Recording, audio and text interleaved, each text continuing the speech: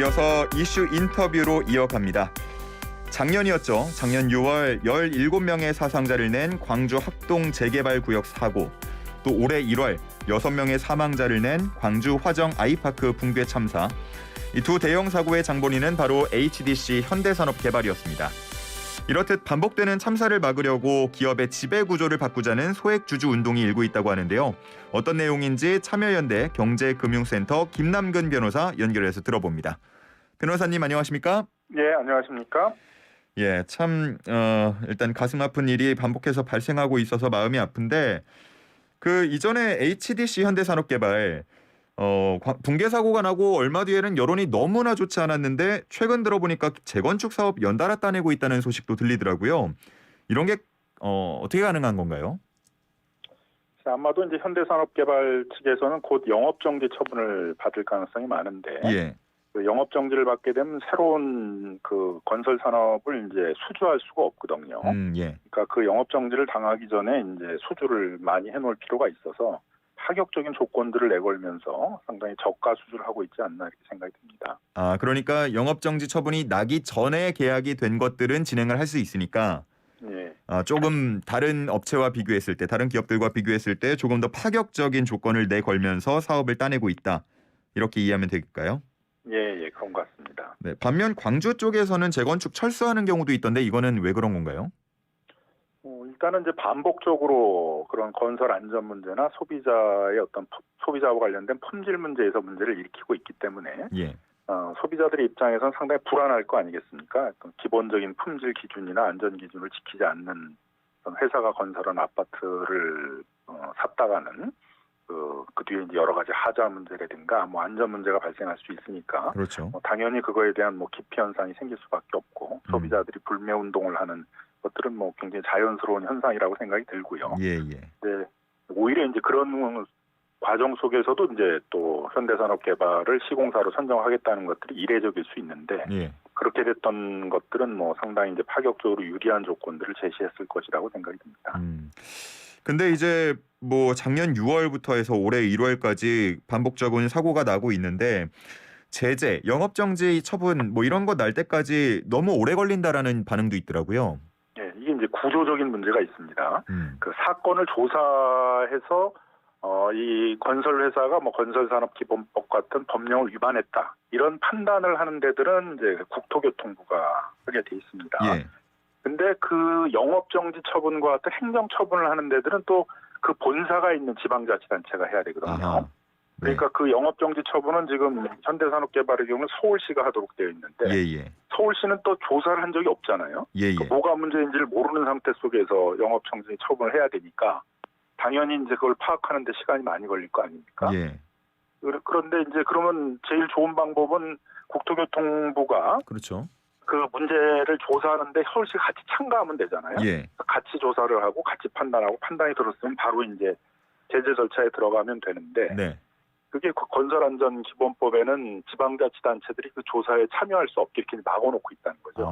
국회의원들이 이제 주로 이 건설회사들의 로비를 많이 받다 보니까 예. 지방자치단체 행정처분을 하는 지방자치단체가 조사 권한을 갖게 되게 되면 이제 많은 행정처분을 이제 받게 될 것들을 우려를 해서 그런 아마도 이제 입법 로비들이 있었다고 보이고요. 예. 그래서 그 막상 행정처분을 하는데 그 처분을 하는 행정기관은 조사 권한을 못 갖는 기이한 이제 제도를 지금 유지하고 있는 것입니다. 근데 국토교통부는 상시적인 조사 인력이 없잖아요. 예. 그러니까 어떤 사건이 터질 때마다 이제 어떤 인력을 외부에서 충당을 해서 조사를 해야 되다 보니까 예. 조사도 오래 걸리게 되고 처분까지 상당히 시간이 걸리는 겁니다. 이건 뭐 이번 사건만이 아니라 뭐 예전에 국제대교에서도 이제 그런 큰 붕괴 사고, 뭐 하자 사고 같은 게 있었는데 네. 그거 할 때도 이제 뭐 상당히 몇 년씩이나 시간이 걸리고 해서 이 조사권과 이 제재권들을 일치시켜야 된다 그런 얘기가 있었습니다만 여전히 법제도는 개정되지 않고 있습니다. 그러면 HDC 현대산업개발 본사가 위치한 서울시가 결정적으로 움직여야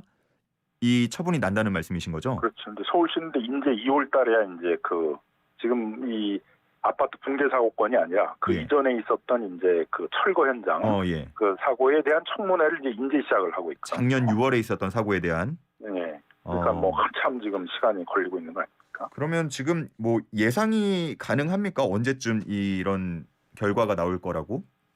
뭐 이제 이제 청문을 시작했고 뭐 그거에 대해서 뭐 현대산업개발은 자료를 여러 가지 내겠다면 시간이 끌 거라고 예상이 들고요. 예. 그렇게 되면은 뭐 상반기 중에는 뭐 못 날 수도 있다 제재가 하반기까지 넘어가지 않을까 뭐 그렇게 생각도 듭니다. 그래도 뭐 연내에는 가능한 건가요? 이제 그 철거 현장에서의 그 인명 피해 사건에 대해서는 뭐 올해 내에는 아마 제재 처분이 떨어질 것이라고 보여지고요. 제재 처분은 지금 이제 건설안전기본법 시행령에 의하면은 일반 이제 건설 과정에서의 근로자한테 이제 사상사고가 난 게 아니라 일반인들한테도 피해를 미칠 경우에는 8개월까지 영업 정지를 할 수 있거든요. 예. 아마 그 범위 내에서 영업 정지 처분이 떨어질 것으로 예상이 됩니다. 아하. 이제 중대재해처벌법도 만들어졌고 시행이 되고 있고 그러다 보니까 기업들에서는 뭐 최고 안전 책임자라는 자리들을 만들어내는 것 같아요. 현대산업개발도 최근에 이 최고 안전 책임자를 선임했다고 들었는데 이런 움직임에 대해서는 어떻게 보시나요? 그동안 이제 그 중대재해 사건이 발생을 하게 되면 현장 책임자만 뭐 과실치사상죄 뭐 이렇게 처벌을 받거나 산업안전보건법 위반으로 뭐 벌금형 정도를 받았는데요. 네. 문제의 근원은 이제 결국 그 경영 방침에 있는 거거든요.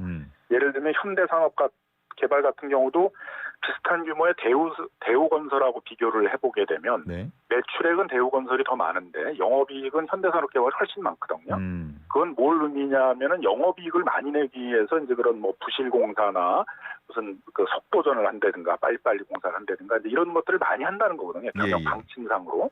그럼 그 경영 방침이 안 바뀌면 뭐 현장에서 이런 사고는 계속 빈발할 수밖에 없지 않겠습니까? 네. 그래서 중대재해처벌법도 그런 산업안전 같은 그런 기본 시스템에 관한 것들을 경영진이 이제 갖추지 못한 그런 경우에 있어서는 그 경영진도 처벌한다라는 부분이어서 중대재해처벌법 같은 것이 바로 이 현대산업개발 같은 데 딱 적용이 돼야 할 사안이라고 이제 보여집니다. 근데 이제 문제는 이런 경영 방침과 관련된 건 이사회가 컨트롤을 해야 되거든요. 네네. 이사회가 이제 견제 감시 역할을 해야 되니까 그런 경영진들이 뭐 부실공사나 뭐 이런 안전 문제는 소홀히 하면서 단기적인 수익에만 매몰돼서 장기적으로는 기업의 이미지를 실추시키고 기업 가치를 좀 떨어뜨리고 있다. 그러니까 그 문제가 있는 경영진들에 대해서는 뭐 해임 요구도 해야 되고 그런 견제 역할을 해야 되는데 지금 이사회가 그런 걸 한다는 얘기가 전혀 안 들리지 않습니까? 그렇죠. 결국 이제 이사회라는 게 그 재벌 총수, 그 현대산업개발에 있어서 이게 총수의 어떤 거수기 역할밖에 못한다. 네. 제대로 된 견제와 감시 역할을 못한다는 것들이 드러나서 그리고 궁극적으로는 그런 이사회가 이제 그 산하의 안전위원회를 두고 이사회의 이사가 이제 그 위원회 위원장을 맡으면서 컨트롤해야 되는데 그게 아닌 이제 뭐 경영진이나 이사회가 독립된 별도의 그런 안전위원회를 만들어서 하겠다라는 것들은 이제 이렇게 그런 형식적인 그런 대응이 아닌가 생각이 드는데요. 다만 이제 뭐 오늘 그 언론에 나온 기사 내용에 의하면 그 네덜란드 연기금, 이제 네덜란드 연금이 제안안에 따라서 그 현대산업개발이 그 3월 29일날 있는 주주총회에서 그 안전을 담당하는 사회이사를 두고 이사회 산하에 직접 그 안전위원회를 두겠다라고 해서 뭐 그런 점은 좀 전향적이라고 이제 생각이 듭니다. 그리고 정관도 변경을 해서 정관 전문에 이제 그런 안전을 최고의 가치로 여기는 뭐 그런 경영을 하고 그런 문제가 발생했을 때는 경영진이 직접 책임지겠다. 뭐 그런 것들도 이제 집어넣겠다고 하고 있어서 결국은 이제 그런 여론과 또 이런 주주들의 활동으로 좀 조그마한 이제 변화들이 시작이 되고 있는 것 같습니다. 근데 다만 그 현대산업개발의 경우에 있어서는 그 소액 주주들이 전체 주식의 한 43% 정도를 갖고 있거든요. 예. 그리고 주주 수로 따지면 한 99.7%가 소액 주주들인데, 근데 이제 이런 이사회가 전혀 역할을 못하니까 그 주주들이 이제 일정한 역할을 해서 이 지배 구조를 좀 개선해야 되는 회사인데, 주주들이 이제 주주 제안을 할 수 있는 정관 변경을 해달라는 것들에 대해서는 그 거부 의사를 표시하고 있기 때문에 아마 이번 주주총회에서 그게 중요한 이제 그 쟁점이 될 것으로 보여집니다.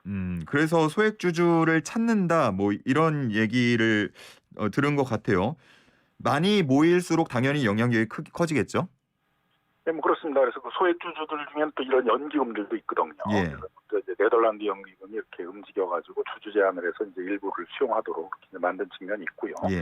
그 다음에는 이제 국민연금과 같은 이제 소액 주주들도 움직여줘야 되는데, 뭐 안타깝게도 지금 국민연금은 그 2018년도에 수투자 주식 코드를 제정을 하고 예. 이런 문제에 대해서 적극적인 주주권을 행사하겠다. 뭐 예를 들면 정관 변경 요구도 하고 문제 있는 이사에 대한 해임도 요구하고 필요하면 이런 이제 안전이나 이런 소비자의 책임을 지는 공익이사도 추천을 하겠다. 이렇게 이제 얘기를 했는데 예. 전혀 움직임이 없어요. 그러니까. 가장 많이 피해를 본 소액주주 중에 하나거든요. 국민연금이 한 800억 손실을 봤는데도 그래서 이제 국민연금이 많이 이제 비판을 받고 있는 것이고요.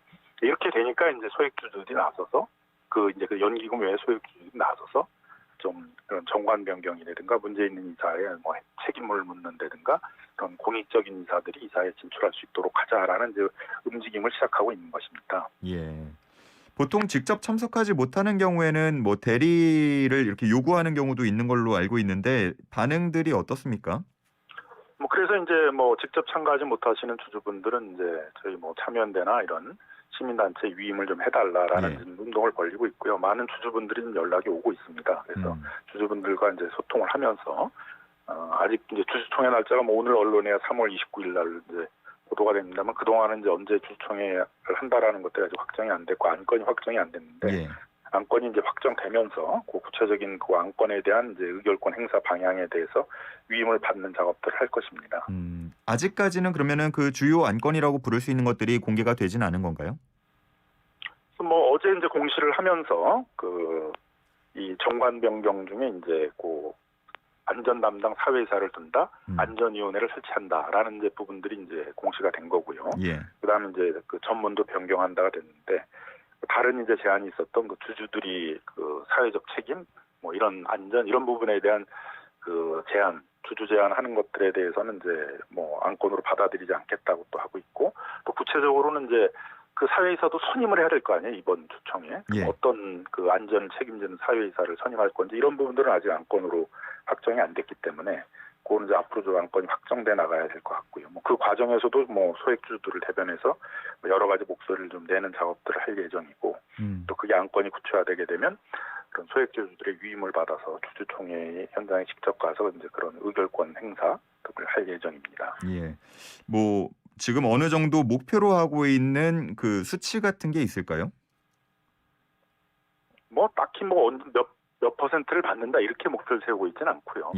최대한 이제 받아서 그 의결권 행사를 이제 대리한다 이런 것들을 이제 추진하고 있습니다. 그 주총이 3월 29일, 3월 말인데 그러면은 그 위임을 할 수 있는 기간 같은 것들도 정해져 있나요?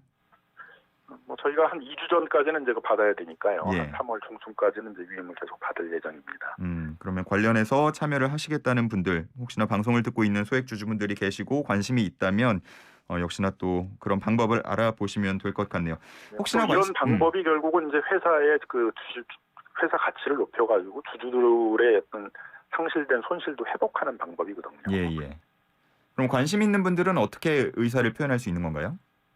관심 있는 부분들은 지금 그 의결권 위임을 받고 있는 참여연대 이제 홈페이지에 오셔가지고 뭐 관련 이제 그 항이 있습니다. 그 절차를 통해서 해주셔도 되고 아니면 참여연대 직접 전화를 걸어주시면 이제 저희 담당 간사들이 전화를 받고 있으니까요. 그래서 그렇게 해서 전화로 위임을 해주시면 이제 저희가 관련 서류들을 보내드리면 그걸 이제 그 위임장을 보내주시면 그거에 대해서 이제 그 의결권을 대리 행사하도록 그렇게 하겠습니다. 알겠습니다. 어쨌든 목표는 이런 인명 피해를 내는 사고들이 반복되지 않도록 하는 거니까 그런 부분을 생각하시고 의사 결정을 하시면 될 것 같다는 생각이 듭니다. 자, 오늘 이야기는 여기까지 듣도록 하겠습니다. 오늘 말씀 감사합니다. 네, 감사합니다. 네, 지금까지 김남근 변호사와 함께했습니다.